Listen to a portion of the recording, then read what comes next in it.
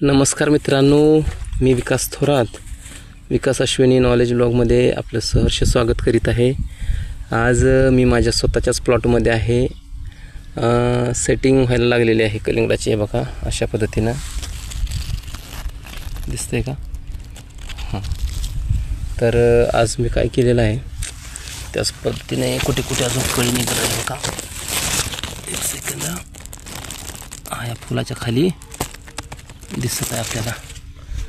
अशा पद्धतीचं सेटिंग लागलेलं आहे. हे बघा, हे जवळनं थोडंसं बघता येईल व्यवस्थित.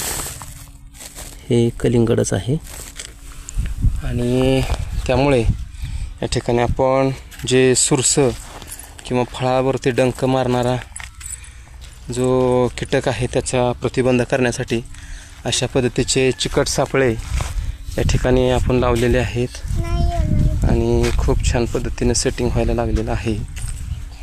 बघा, दाखवायचं वैशिष्ट्य म्हणजे या ठिकाणी बघा, ही मधमाशी आहे.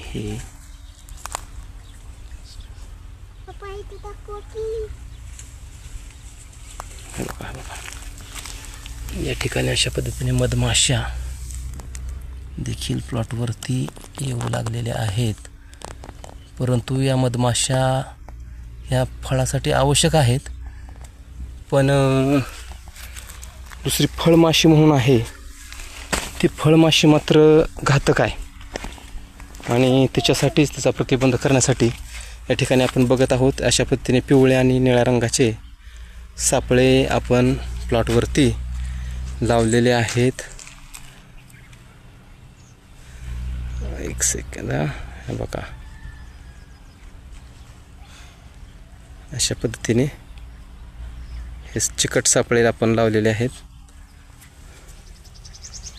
तर माझी शेतकऱ्यांना विनंती आहे की आपण देखील अशा पद्धतीने थोडंसं एखादा आजार होण्याच्या पूर्वीच प्रिव्हेंटिव्ह काळजी घेतलेली बरी, म्हणून मी ताबडतोब हे चिकट सापळे लावलेले आहेत आणि याची देखभाल देखील खूप छान पद्धतीने केलेली आहे.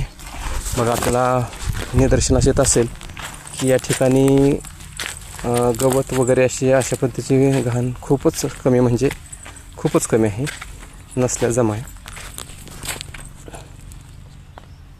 तर येणाऱ्या अपडेटसाठी मी आपल्याला नक्कीच आणखीन व्हिडिओ देणार आहे.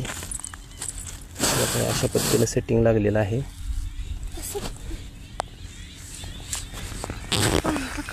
तरी आपण सर्वांनी जो प्रतिसाद मला दिलेला आहे, जे मला प्रोत्साहन दिलेलं आहे, त्याबद्दल मी खरोखर आपला आभारी आहे. धन्यवाद. थँक्यू.